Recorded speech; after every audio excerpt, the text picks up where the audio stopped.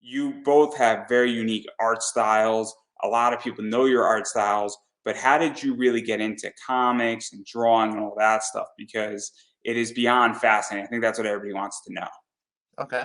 I had a career and I was selling fan art of your basic Power Girl sketches and Wonder Woman and stuff like that on eBay for years.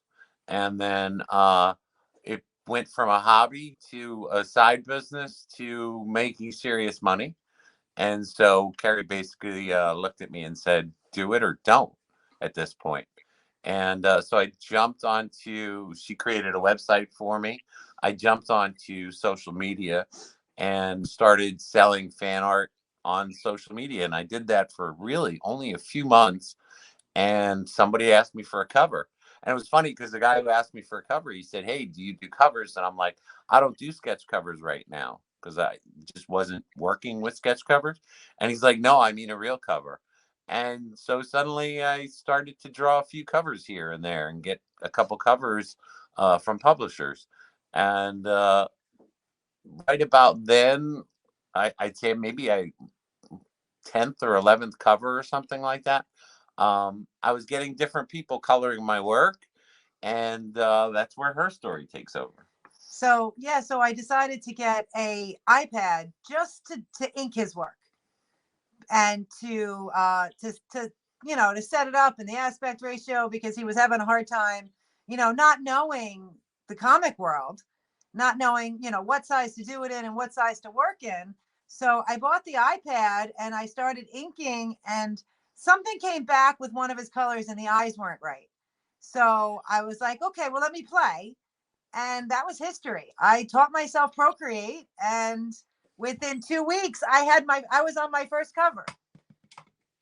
So to even talk about that, because this is so unique, because obviously you were doing some fan art and some other things, and I have some pictures of some of this stuff, and some of it's early, and hopefully I won't get demonetized on No. Facebook or kicked off because, well, your style might lend that to it.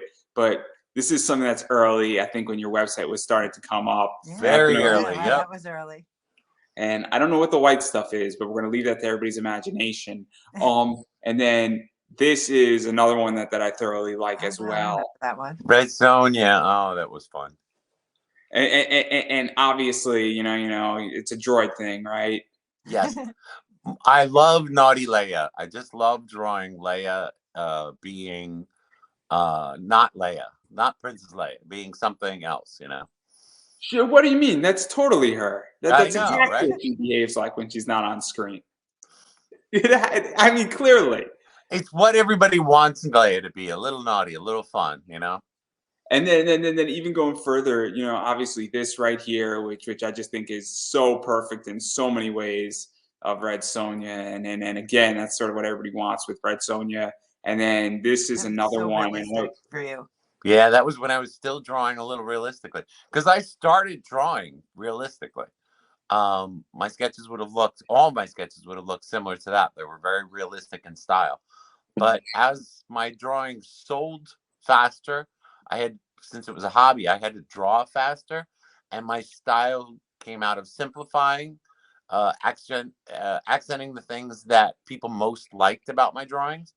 So my style became simpler or quicker.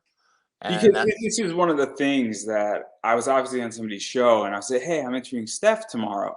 And one of the questions is that, like, what was the inspiration? Because to me, your style, and I dubbed it obviously in Trish and Mike's, interview. I said it's kind of new school pinup, right. and I love new school artwork. I love the idea of you have to know the rules to break the rules, Right. and then I love pinup, and I love when the two things are matched up.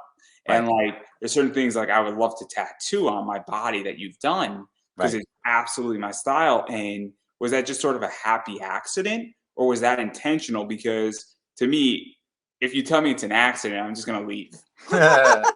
No, like one of my favorite artists, I'm not a comic person. Like I didn't grow up with comics. I grew up with Dungeons and Dragons. So I didn't discover comics per se until the 90s when I was older and I would go into this comic book shop and they had really cool art books. and really cool heavy metal graphic novels. And that was the stuff that attracted me, was the art in those heavy metal graphic novels, the art in those art books. That was why I was in a comic shop. So the thing is, all those art books and all that art that I looked at was very realistic. But then I started to see things like, one of the first artists I liked was like Bill McKay, where you take realism and you make it a little poppier. You don't stick with the straight on realism. You make it a little bit more fun. And since I loved his work, as I was drawing and getting into drawing and starting to draw, I went or leaned more towards that kind of a comic-y style. And it's funny because I think, like Phil Foglio from Dragon Magazine, my work isn't that far from his. And it's funny because he had a very cartoon and fun style.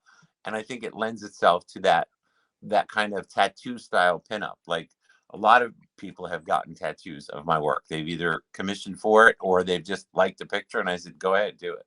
Yeah, I've always compared your new style to Betty Boop and Jessica Rabbit kind of combined. That ultra sexy, bubbly, bouncy girls.